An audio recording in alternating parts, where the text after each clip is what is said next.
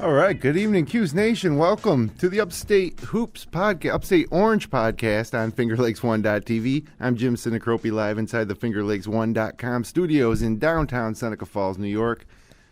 It's Sunday night, November 13th, 2016, and the 2016-17 season is underway as Syracuse defeated Colgate 83-55 on Friday night in the Carrier Dome.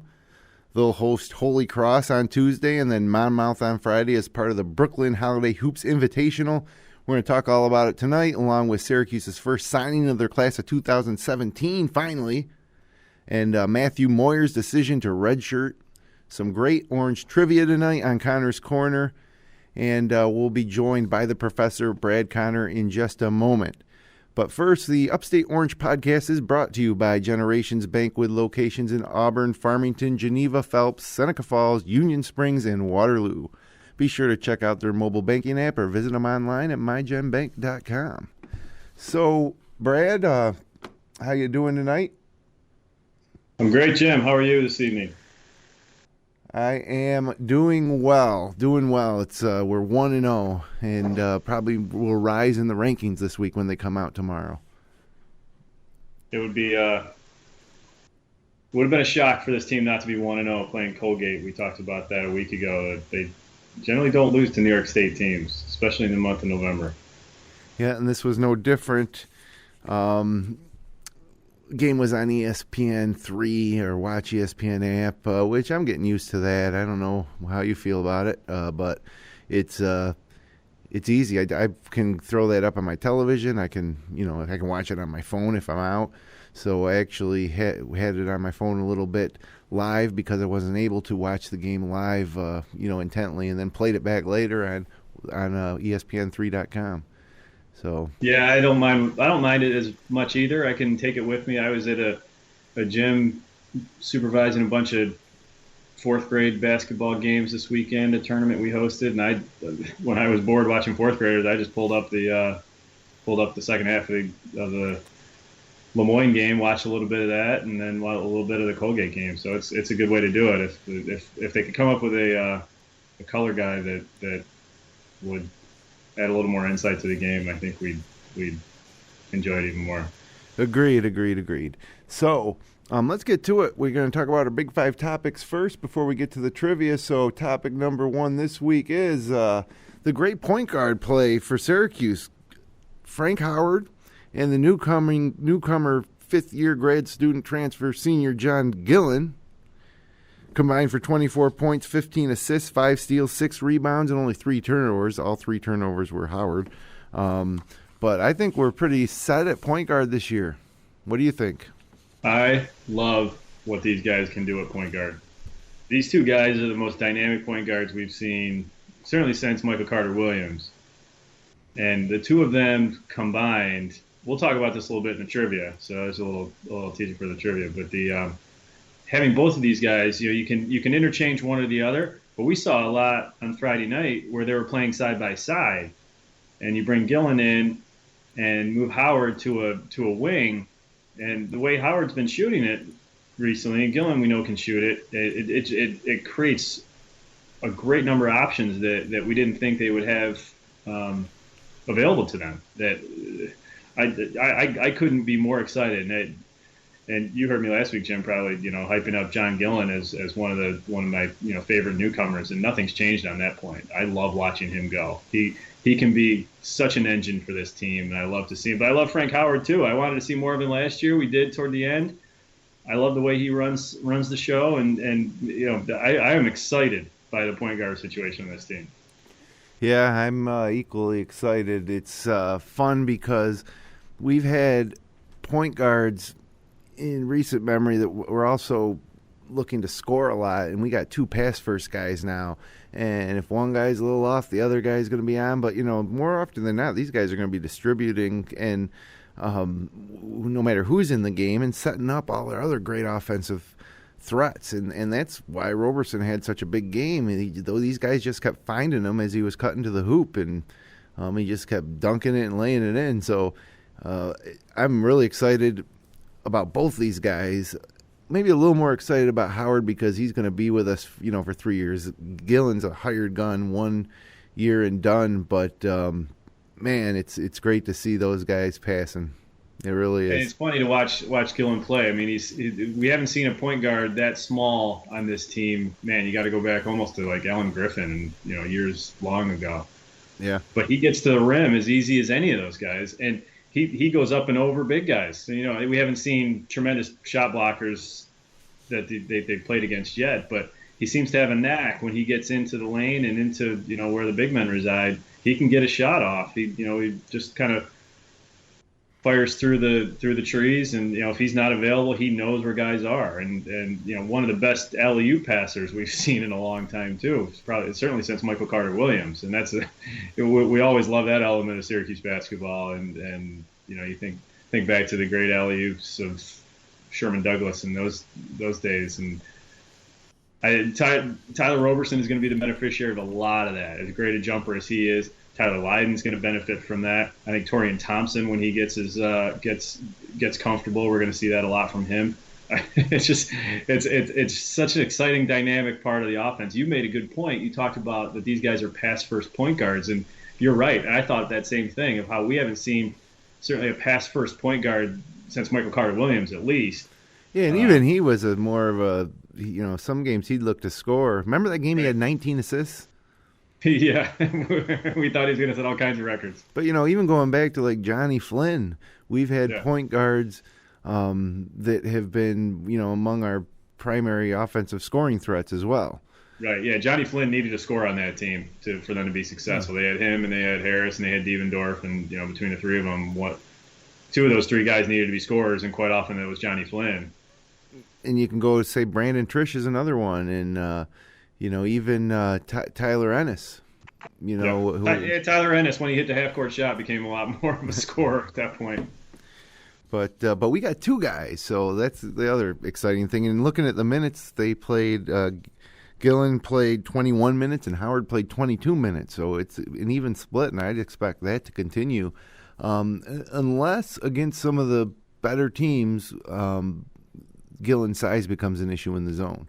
But it could. I could see that. But I also think, too, when you get into a close game down the stretch, I think you're going to want to see the fifth-year senior out there probably more than you're going to want to see the sophomore who hasn't had a lot of career minutes yet.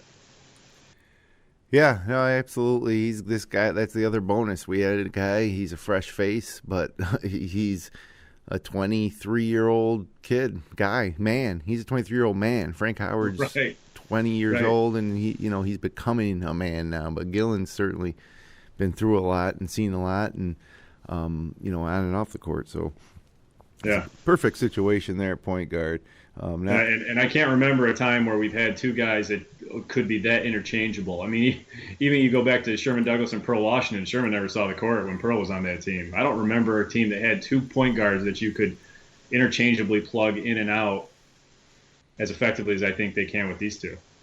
Yeah, and being solely point guards, because I think some of Brandon Trish's teams, he shared the backcourt with another point guard, but you're not going to see either one of these guys playing the 2, or I think we may never once this year see them on the court at the same time, unless they're maybe trying to break a press late or something.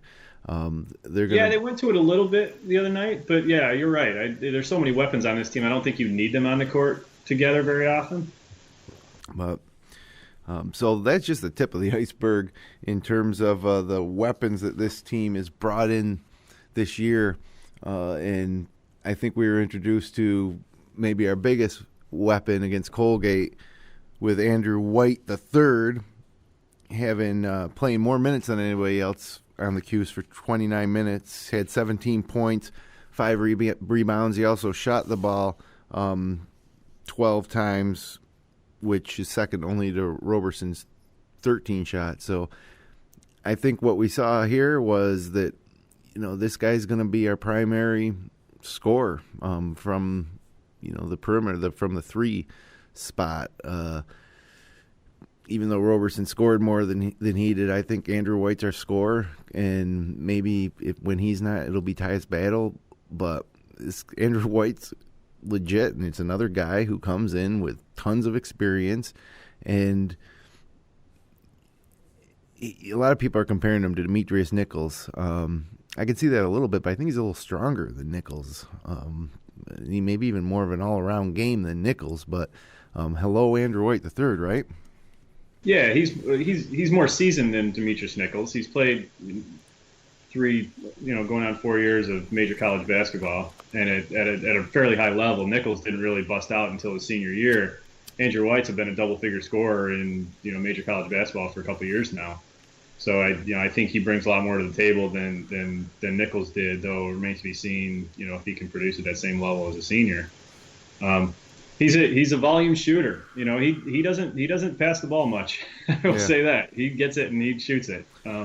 So there's a little bit of reluctance to buy in completely to what he's selling, just because I noticed a couple times where he could have passed up for an easier shot, and he launched one that was a bit more contested, and so I'm a little bit concerned about that perhaps, but yeah, he can knock it down, and that's what this team absolutely needs. And when you've got point guards that can do what they, it's funny, like when you think about what this team has evolved to, and I think it has a lot to do with Jim Boeheim's involvement with Team USA in the Olympics. They've evolved into a lot more of an NBA style offense with, a drive and kick and guys spotting up from 3, and it's either, you get inside and attack the glass, or you kick it out for a 3. And by doing so, you need a reliable 3-point shooter. I think Andrew White is that guy for this team. There's no question about that. Well, it's also strange for me, I think, watching, the first few games. You see this guy out there. He's one of the studs on your team, and it's like, who is this guy? Where did he come from? Like, you got to get used to seeing his face. That's a feeling of a Kentucky fan every year, isn't it? Yeah. Except for us, we're doing it on the other end. We're getting these 5th-year grad transfers, and they're getting freshmen. It's fun with the freshmen, but it's weird with Gillon and Andrew White to see these two guys who are going to be such key contributors this year, come in out of nowhere, and they're seniors. They're only, so we know they're going to be going pro or no going pro. It's just strange. It takes a while to get used to them. That's got to be a challenge as a coach, right? Because you've got a group that's been together. Even transfers like Chukwu, he was in the program last year, so he's just new in the sense that he's on the court in games. But these two guys, this time a year ago, no one knew these guys. The teammates had never even met these guys, and now they're here sharing minutes and sharing the ball and being part of what they're trying to achieve together. That's a tough thing for a coach, you would think, to be able to integrate these guys. And guys that you need to lean on is guys with experience and have been there in big spots, and I, by all accounts, I think they're doing a reasonable job of that already. Mixing in new guys that are experienced guys with young guys that are freshmen, with guys that have been around. Dajuan Coleman's been in this program for 5 years now. You've got a lot of different elements to this team, and it's not just one group of guys that's kind of stayed together all the way up through. So it's a challenge for Boeheim, and they're reasonably easy schedule early on is helping ease their way into it. But that's something that they'll credit to him if he can get these guys on the right path by the end of the season. That's a coaching effort right there. Yeah, and you have to wonder how the chemistry issues are going to play out with this team. Right now, everybody's just starstruck with all the talent and the depth that we have.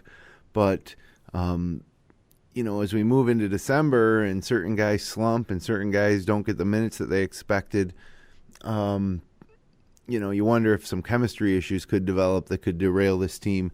But, if not, and it gels well, and I think there's a good chance it will gel well with this group from from what we've seen so far. And guys like, McNamara and Hopkins and Autry on the staff, and even Devendorf now. Yeah, Eric Devendorf and I think Boeheim's handled enough of these teams to do his best to make it work. So, keep our fingers crossed that all these new faces, gel. Yeah, and I think generally speaking, it's a good group of guys. You don't see too many guys that are me first guys that demand the ball that aren't team first guys. Dajuan Coleman, he's been blood, sweat, and tears to get himself back on the court to support this team and this program. And Tyler Roberson's a 4-year guy and has been around for a long time, and is a high energy, great guy. Everybody on the team seems to love him, and it's a good group. And you think you got some guys in the past that have been kind of me first guys that have sort of derailed some good teams that they've had. I don't see too much of that on this team. So I think that'll help ease their transition into a unit over the course of the next couple of weeks that we'll see. Yeah, I agree. So on the other end of things here, we have Tyler Roberson, senior edition. And I keep coming back to Rick Jackson's senior year, how he was good for us his first 3 years, but his senior year he was like All-American quality and super reliable and just seemed like he made a huge jump. A lot of guys make jumps freshman to sophomore year. Boeheim's 4-year big men always make a jump on that 4th to 5th year. Yeah, Rakeem Christmas definitely did. Rakeem Christmas is another great example. So, Roberson, leading scorer with 18 points, only 4 rebounds, which was a little disappointing, but it's also these 18 points are maybe a little misleading. On 9 of 13 shooting, they were all layups and dunks. I mean, he was finishing in close off of great passes from the 2 point guards. But, Roberson, I still don't see him as a senior. He still seems like this seems like it should be his junior year. But, he is a senior, and on a team that's expected to at least around these parts, be a national title contender. He's got to play the part. He's got to be a double-double guy. Maybe not double-double on the rebounds, but he's got to be a 16-point, 7-8 rebound a night guy for this team. And I think that the point guard situation that we just described, there's nobody more excited about that than Tyler Roberson, because he's a guy, we've talked about this. I remember spending some time last year talking a lot about this. So he's a guy that doesn't have as much ability to create his own shot. He really needs to be set up. Now, he moves well without the ball. He gets to open space. You weren't always seeing guys finding him in the past. Benajay was a bit more shoot first, distributed reasonably well, but wasn't always looking to dish when he could get into the lane. You've got point guards now that if they know that Tyler Roberson's trailing the play, or if he's on the opposite baseline flying to the rim, they're just going to throw it up there and he's going to catch it and do something spectacular with it. He hasn't had that in 3 years. He's got that now. He's going to be leaps and bounds beyond where he's been just by virtue of the fact that he's got better point guard play that's going to look for him and set him up. Now, with that said, I have seen a couple occasions in these 3 games, the 2 preseason games and the Colgate game, where he has taken it off the dribble and done a little bit with it. He still struggles a little bit with a mid-range jumper. That's been a challenge for him since he's been here. But I don't think you necessarily need that from him. You've got Tyler Lydon that can play the high post. I don't think you need to put Roberson there very often. I think you just have Roberson run baseline and just alley-oops and putbacks, and I think he can be 10 to 15 points every night easily just on that because of the point guard play. Yeah, rebounding will come with him. He's high energy. He's a leaper. Against a team like Colgate, all they're going to do is sit out and jack up threes, and you're going to get long rebounds, and Roberson's probably not well suited to get long rebounds, and so I'm not going to make too much of the fact he only had a handful of rebounds the other night. I don't think that's cause for concern. But I as a senior, I don't know if he's necessarily going to make that leap. I think it's a little bit different with what we saw with Rakeem Christmas, Rick Jackson, guys like that, because they were back to the basket guys and they really featured them and run clear outs and set plays for him. I still don't think you do that a whole lot with Roberson. I just think you've got the ability to get him more involved now with better point guard play. Do you think Tyler Roberson is an NBA draft pick this spring? No. Yeah, I don't either. I think he can. I think he can get a tryout, and I think he might be able to get into a camp and maybe get into a summer league, and just based on pure athleticism. But you've got to be able to extend when you're 6'8", which I guess he is. You've got to be able to shoot from beyond 10 feet with any kind of consistency, and I think that's where he struggles still. Yep. Okay, let's move on. Speaking of big guys in front line, we maybe didn't get a true look at how Coach Boeheim's going to handle the number 5 against Colgate. We probably won't get a true look until we get into some of these December games like Wisconsin and South Carolina coming up first, and Georgetown and UConn. But looking here at the box score, at the minutes, you got DeJuan Coleman with just 15 minutes, which I found a little bit surprising. Chuck Wu, 17 minutes. Yeah, but I think also he's trying to get Chuck Wu kind of integrated into playing games. Coleman's comfortable, when he's in there. And, then Tyler Lydon played more minutes than anybody else except for Andrew White at 26, but not much of that at the 5. And then Torian Thompson, 18 minutes. These are all guys that could potentially play the 5, and we didn't see anybody established as the guy who's going to be getting, the bulk of the minutes, the 70% of the minutes. Is it going to be like a 3 or 4-headed monster all year long, or is Boeheim just feeling it out? Because I would think that it was going to be Coleman and Chuck Wu with the minutes leaning towards Coleman's favor. But he didn't.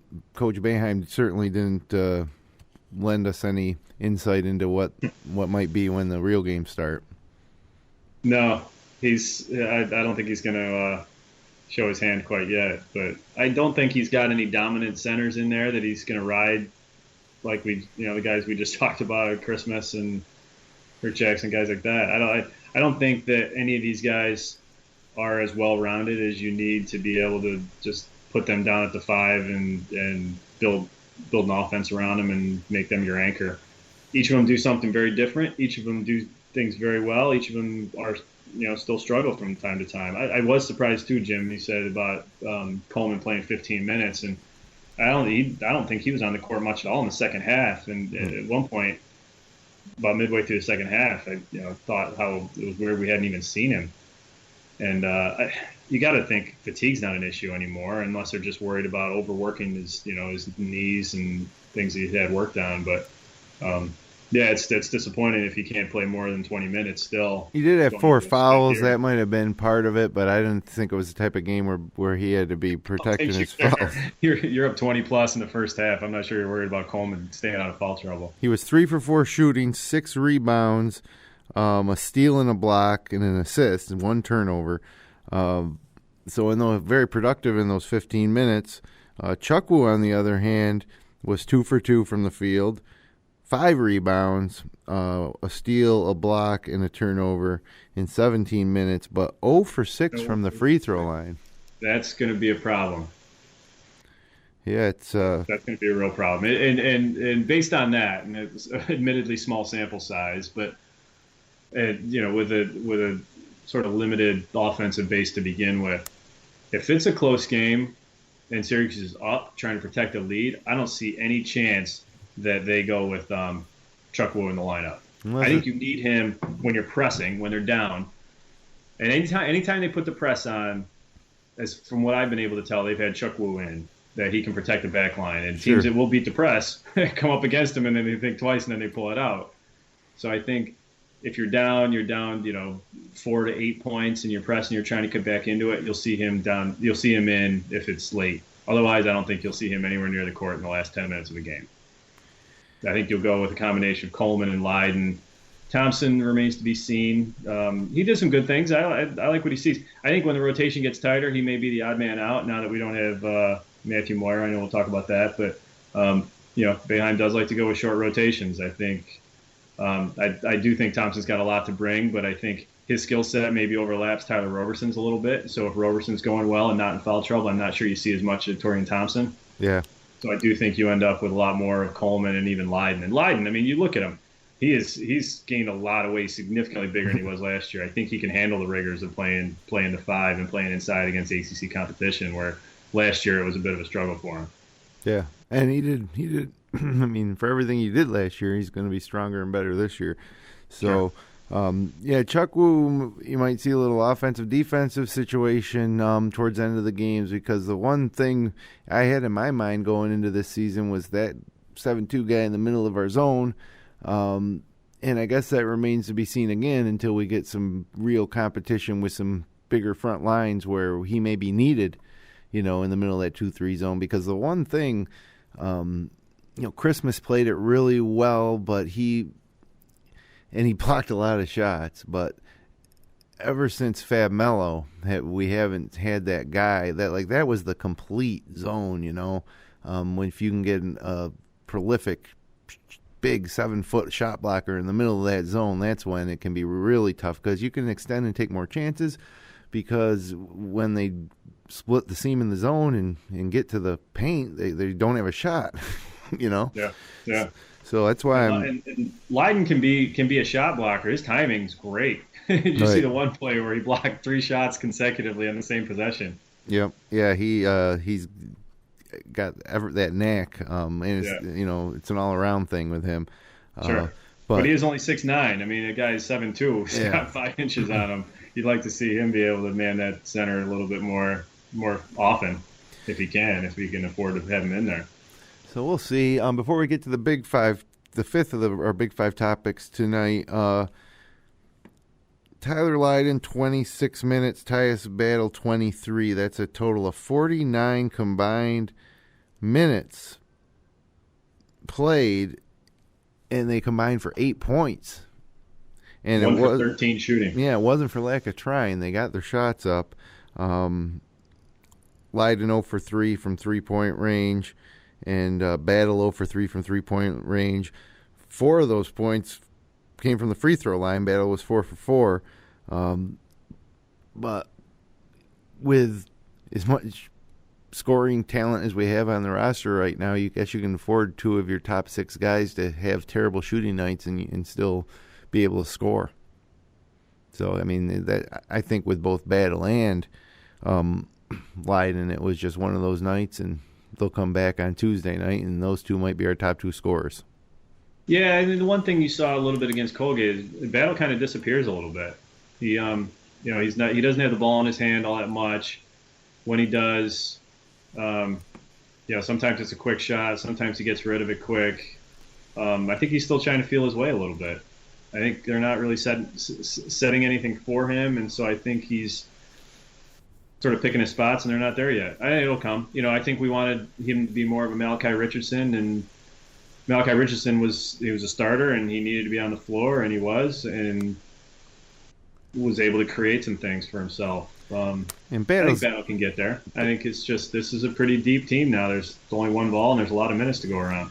And Battle's getting starter minutes, but he does have to probably adjust from coming off the bench. He's coming off a career where he was always the number 1 option on his team in high school, and now he's all of a sudden a 6th man, even though there's talk about him being drafted in the NBA after 1 year, and it certainly could happen. But he's coming off the bench as 6th man. That's just a different mentality, so there's probably some adjustment there, and it just wasn't his game. But he did knock down 4 free throws, which is nice.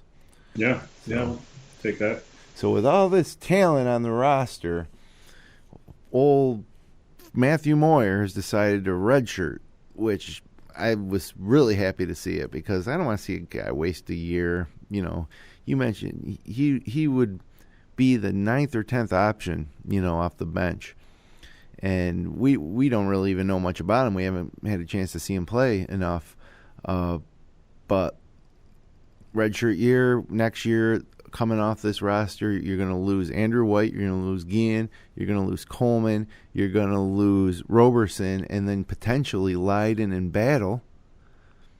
I mean, that's Bam's going to be reworking the whole roster again next year, and Moyer, will have his time next year. So I was really happy to see it. Real happy. Yeah, I agree with you. I think he would have struggled to get minutes even if he was healthy. When he had the foot injury over the summer, as soon as I heard of that, I pretty much assumed it would be a redshirt year for him, just because there was just too much depth on this team for him to have made too much progress during this season. Really, I mean, he wasn't the most highly acclaimed guy coming in, so I think it was a little bit of a surprise. Maybe I don't think he was on too many radars when he signed with Syracuse, and so he's from Ohio, and I hadn't heard of him. So I said, it's. I think he's a guy who has some talent and can probably come along. You think of a guy like Chris Joseph, who's probably similar in build and stature and game, and he was a guy that came in, maybe a little bit under appreciated and developed into one of the great standouts in the last 10, 15 years. Hopefully you can see the same pattern with Moyer, but it's just going to be a little longer for him. Well, think about all those names I just mentioned that are gone next year. The 4 guys that we definitely know are leaving, and then maybe potentially 2 more to the NBA draft. That's 6 guys. That's our top 6 guys. Well, maybe not our top 6, but I would say 5 of the top 6, 6 of the top 7. Frank Howard might be the only guy that returns. So that shows one thing, how kind of stacked we are this year. But, I wonder if Boeheim will be able to pull it off next year. And we just did sign a recruit. We'll talk about him at the very end of the show. Our first of the class of 2017, which, with being in this situation we are here and only having, one signing, guy signed a couple days ago, starting to get a little worried about that. But he's probably got 4 or 5 grad transfers lined up again next year. That's going to be his new thing. Yeah, that's right. It's one and done of an entirely different model. So now we're just past a half hour into this show, and it's time for the one segment that we have. We used to have more segments, but this is the one segment, and it's a very popular part of the show. It's time for Connor's Corner Trivia. So what do you got for me this week, Brad? All right, we talked about the great point guard play, and I told you how much I love seeing these 2 dynamic point guards on this team. And it's like having 2 kids. You don't love one more than the other. You love them equally as much. And I think that's going to be the case with these 2 over the course of this year. I think about, and I made the comment earlier in our discussion about, I can't remember a team that's had 2 guys that can be this interchangeable, 2 guys that can run the point and be equally as effective. Different style players, yep, but guys that can lead the team effectively, irrespective of their style. And so it got me thinking about teams in the past and how many of those types of teams existed in the Boeheim era. I haven't seen too many. So I was thinking about the fact that these guys, against Colgate, you had John Gillon had 6 assists. Frank Howard had 9 assists. Yeah. Could you feasibly have a team whose stats at the end of the year, you have 2 guys that average over 5 assists a game? I mean, that would be there are very few teams in the country that could ever claim that. Yeah, that doesn't. So I'm going to ask you, Jim. Can you think of a Syracuse team that has ever had 2 guys that average over 5 assists a game? All right, so the question is there a Syracuse in the Boeheim era team in the Boeheim era that's ever had 2 guys average 5 or more assists? Because at their current pace, after 1 game, these guys are both averaging at least 6 assists a game. My initial gut reaction is no, but if it was going to be any team, I would say it was the team with Sherman Douglas and Billy Owens. But I don't know if Owens averaged 5 assists. But that would be my guess if there was going to be one team. But my guess is actually no. There has never been a Syracuse team with 2 guys on the roster that average 5 assists a game. So you're correct. That's a good call. Okay. There's never been a Syracuse team that has had 2 guys average 5 assists or more per game during the course of the season. Now, with that said, I have a list in front of me that I've painstakingly compiled, going back through the Boeheim era, with the number 1 and number 2 assist guys in every team. Again, shout out to orangehoops.org for amazing data on this. This is going to be hard. Which team featured the guy that was had the second? Well, let me rephrase that. The second ranked assist per game guy on each of these teams. Who was the highest assist per game on that list of the second ranked on every? I mean, first ranked is easy. I mean, you go down the list and you go through Sherman Douglas and you think of Michael Carter Williams and Johnny Flynn and Jason Hart and Adrian Autry and guys like that. The second leading assist guy on any team, it's a little bit harder. Yeah, it's a lot harder. I'm going to go with Billy Owens. Is going to be one of my guesses. Billy Owens is a great call, and you're absolutely right. So in 1990. Michael Edwards was the leading assist man on the Syracuse team with 5 assists a game. Oh, wow. And second was Billy Owens at 4.6. So that was the closest they ever came to the 5.5. It wasn't with Douglas. It was with Edwards. That was the closest they ever got to 5.5. There were several others. Brandon Trish on any of that list? Brandon Trish never averaged more than 4 assists a game in any of his seasons, but he was, for 3 of his seasons, he was the second leading assist guy, but it was in the 2 to 3 range. Right.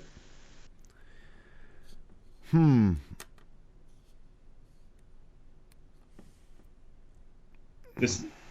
second and third rank, there's a great irony about it, and I'll share it with you once you guess.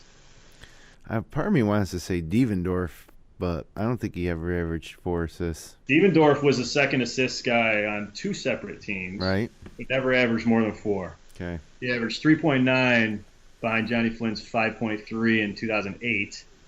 And he averaged 2.3 behind McNamara's almost 6 a game in McNamara's senior year of 06. Am I going back... Is any of these answers going to... I'm going to say, I want to go back real early, early 80s, and say maybe Eric Sanifer. Not a bad direction of where you're thinking, but it's not Sanifer. Wrong guy. Tony Red Bruin? Leo Routins? So on one of the teams...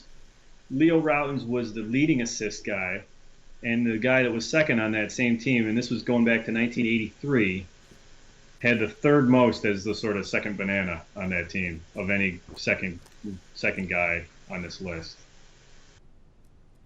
And I don't have his name yet. He was the second leading assist guy on 3 consecutive teams, this guy, in the 80s, 82, 83, 84. And it's not... Not Sanifer. I'm trying to... Waldron was the leading assist guy, wasn't he? Incorrect. He's the guy. Gene Waldron was second leading assist guy for 3 straight years. So Leo Routins... In 82, he was behind Leo Routins. In 83, he was behind Leo Routins. In 84, he was behind Pearl. Wow. And almost 4 a game he averaged. So in Gene Waldron's best year, he averaged 4.3 a game. And so in 1983, you had Leo Routins average 6.2 assists a game, Waldron 4.3 assists per game. So that was the third closest we've ever had to a 5 and 5. There's one other, and I mentioned there's an irony with the fact that this other duo is right alongside them on the list. Going back to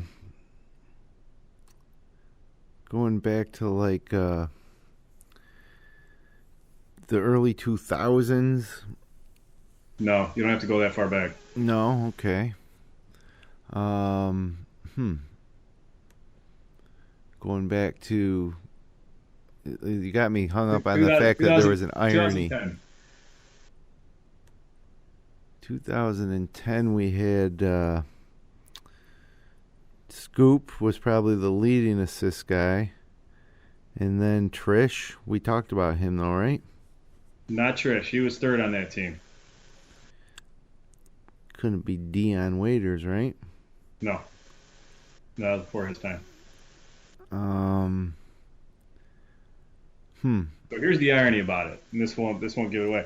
Leo Routens was the leading assist guy in 1983 when Waldron was second with 4.3, and they were almost 5-5. In 2010, Andy Routens was the leading assist guy, believe it or not. Oh, so Scoop was the second guy. Scoop was the second. Okay, yeah. I gotcha. So the number 2 and 3 on this list of closest to 5 and 5 both had a Routens as the leading assist guy. That was my favorite team, I think, in a long time. That was a great team. I feel so bad for that team the way they ended up. Lorenze getting hurt. I know it. Yeah, on that team, 2010, Andy Routens 4.9 assists. Scoop had 4.3 assists. Again, close to 5 and 5, but not quite there.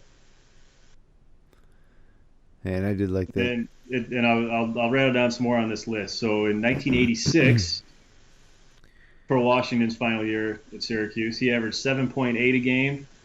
Raph Addison 4.2.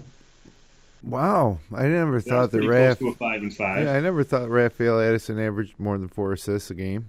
I didn't either. I was surprised to hear that one. To learn that one. Next on the list, 1979. Can you guess either the two in 79? 79, Marty Head. Incorrect. 79, Sonny Sparrow. No, I don't think he played in 79. This guy led the team 3 straight years. He led the team 3. And this was his sophomore year at 79. 79, 8. So 79, 80, they went to the NIT that year. Or no, they went to the NCAA. 80 was when they were number 1 seed and lost to Iowa. Oh my God! It's got to be Eddie Moss. Correct. Good call. Yeah. Eddie Moss in 79 averaged 4.4. Second on that team was Dale Shackelford, 4.1. So between Dale Shackelford and Leo Routens, and Billy Owens, 3 of the best passing big men this team has seen in the Boeheim era. They're the only real forwards that you see on this list consistently. Because Dale Shackelford led the team in assists in 78. And that's a team that had Roosevelt Bowie on it, who, to bring it full circle, was the guy we're talking about doing the announcing for Syracuse games. That's right. Yeah, that's great trivia. A lot of times you don't think about the second leading guy. I mean, this could be a reoccurring theme. You could do the second leading rebounder, the second leading scorer. We're in the next era of Syracuse trivia now. Yeah, we've had enough episodes now, but I think if you brought back some from a couple of years ago, I probably wouldn't remember.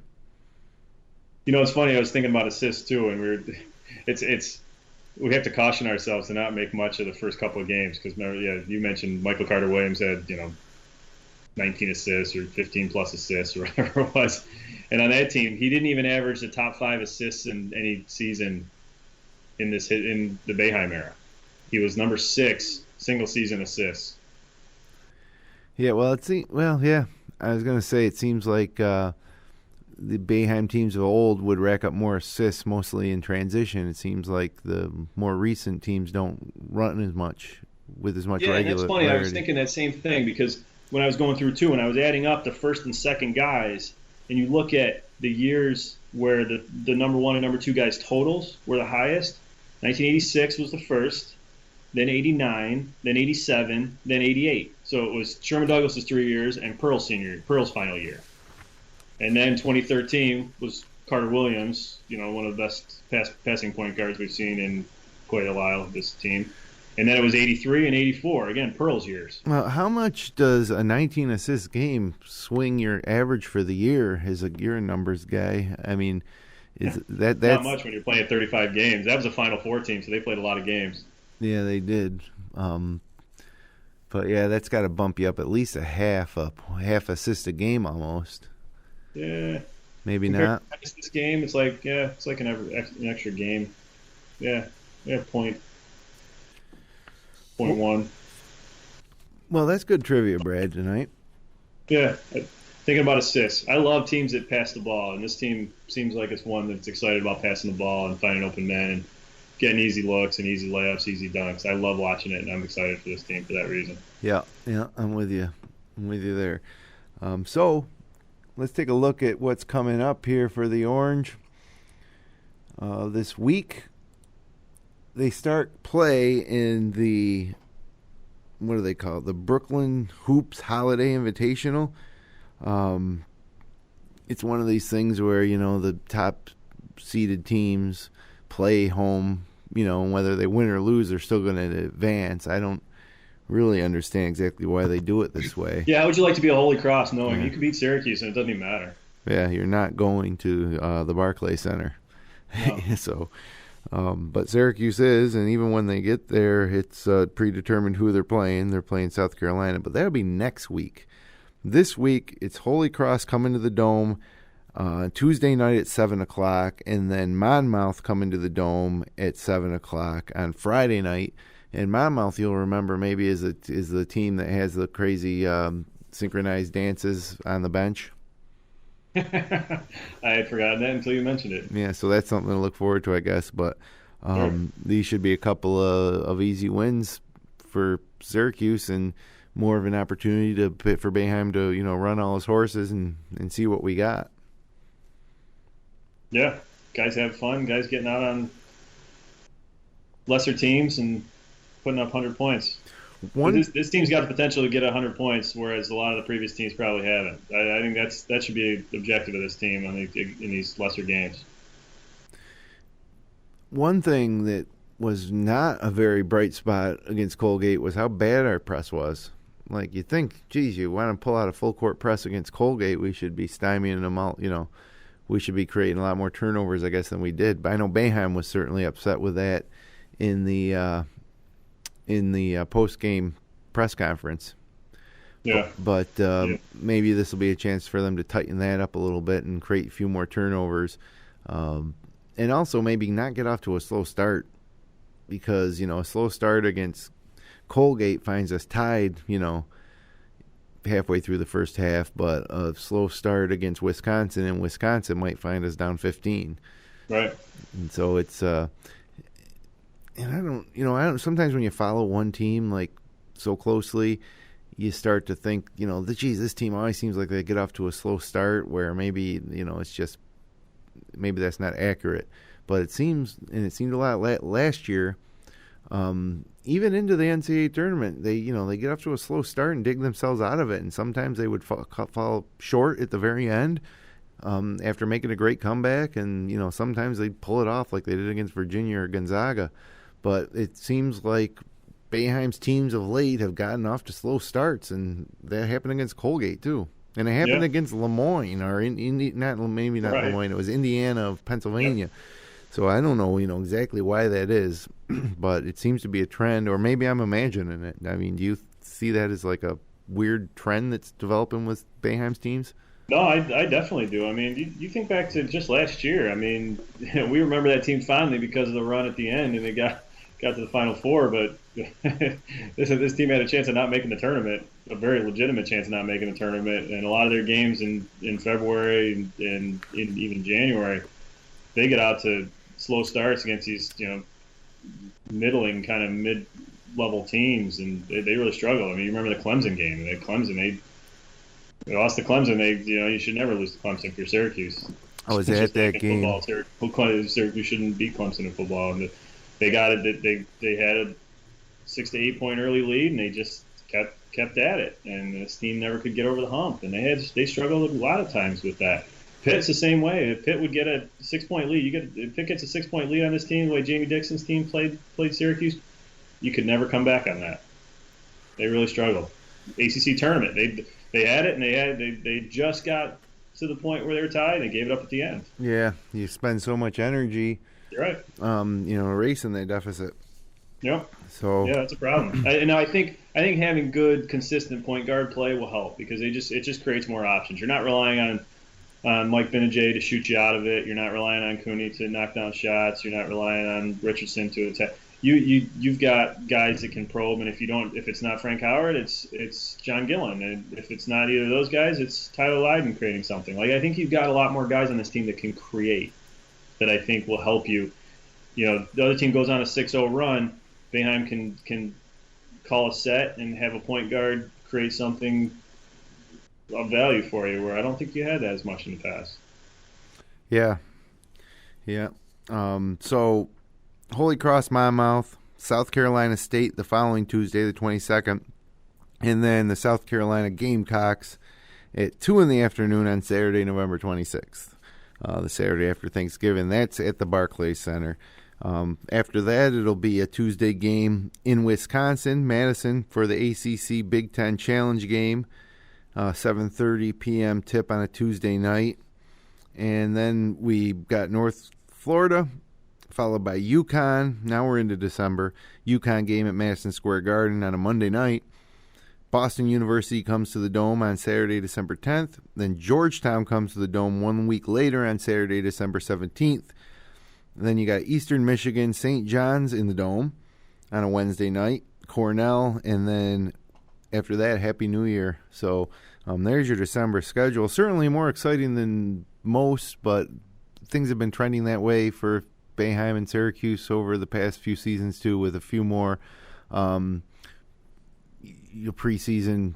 It seems like we've been adding a few games here, and now that we're not in the Big East, we're adding in old Big East teams on top of it, and this is a tougher schedule than most Syracuse schedules. Yeah, I agree. It's good. The commentators don't have anything to complain about. They're scheduling. They're home, they're away, they're leaving the state of New York to go play in Madison, Wisconsin.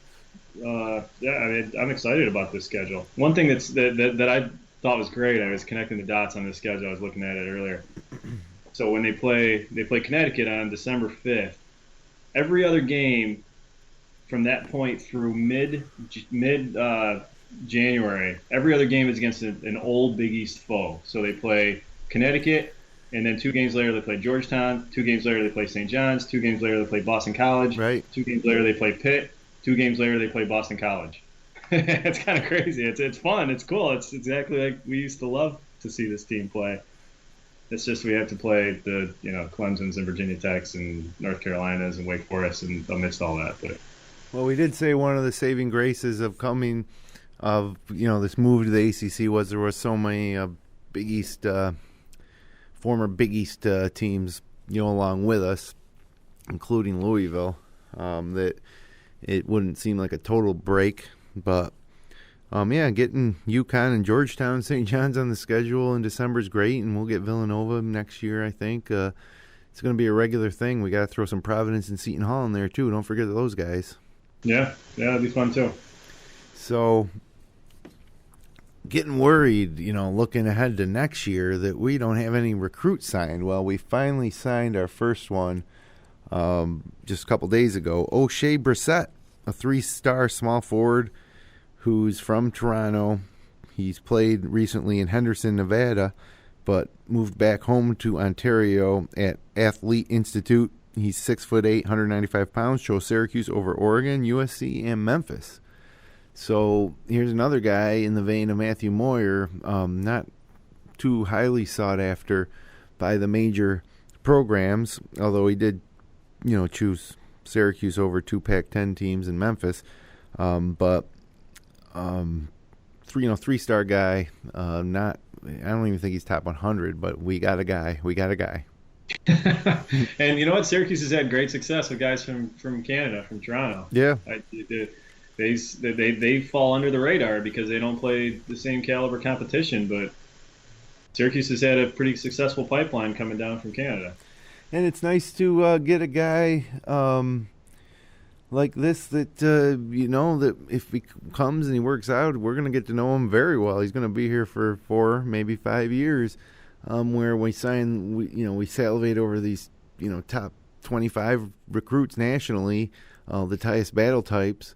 And we celebrate when we get them, and then they're here, gone before they were here. So, O'Shea Brissett, we'll see you next year, young man. Yes. A couple other recruiting notes quickly here before we get out of here. Quade Green, who's a senior point guard at Newman Goretti in Philadelphia, home of our alma mater of Rick Jackson and Scoop Hardeen. He was in Syracuse for an unofficial visit on this weekend. He was there for the Colgate game. He's the number 22 ranked player in the 2017 class, and he's going to announce his choice this Saturday. It's down to Syracuse, Kentucky, Villanova, Duke, and Temple. So, pretty elite list right there. Yeah, and again, there's a guy that if we get him, it might be for 1 year. I don't really lose too much sleep when we don't get these guys. But we need somebody. We need somebody soon. Otherwise, we're going to be, fielding a team with 6 or 7 scholarship players and 6 walk-ons next year. And they need point guard depth. I think that's what we've seen struggles with in the past is not having that depth at point guard, and they certainly have it this year. But we know John Gillon won't be here next year, and this guy Green comes in and learns from Frank Howard for a year, and is ready to take the reins hopefully. Another recruit in the crowd this weekend was Barama Sidibe. I hope I said that right. He's a 6'11 center at St. Benedict's Prep in New Jersey, making an official campus visit to Syracuse. He had previously visited Oklahoma State and Texas Tech. So there's a big guy that we might be seeing next year too. So love the big guys, middle of that zone. So contain your excitement. Holy Cross game is Tuesday night in the Dome. That'll be a big one. And but hey, it's fun. It's exciting. There was 23,000 was the attendance for Colgate for the opener. There's a buzz about this team.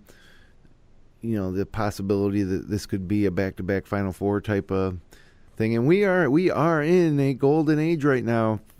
If you are going by performance in the NCAA tournament, we are in a golden age right now for Syracuse. Yes, we are lacking that title since we last won in 2003, but I think I want to say, I could roll these numbers off my tongue at the end of the last spring, but I want to say 4 Elite Eights in the last 7 years. Is that right? I don't know. I think 2 Final Fours. 2 Final Fours, Elite 8 in 12. 4 Elite 8s and 6 Sweet 16s. Yeah. In the last 7 years, maybe. But, well, Boeheim's formula is working. And he might have the most talent this year of any of those years. And so, sky's the limit. And we'll be back next Sunday to talk about it again. Are you investigating my stats right now, or? I started to, but I couldn't. Yeah, we're running too short on time, I think, for that tonight. You don't want to wait for me to do my research. But enjoy the games this week. It's going to be great weather up here in the Northeast again too, so no excuse not to get out to the Dome next Tuesday night or Friday night. And it's basketball season. It's here. Yeah, it's you're going to go to a Bearcats or a Louisville game soon, right? I'll go to the game when they play in Louisville in February. Nice. Well, that'll about do it for us this week here on the Upstate Orange Podcast. Thanks for joining us. We'll be back again next Sunday. Definitely next Sunday evening again next week. I know we rotate our schedule on Sunday from the morning to night. I think next week will be an evening as well.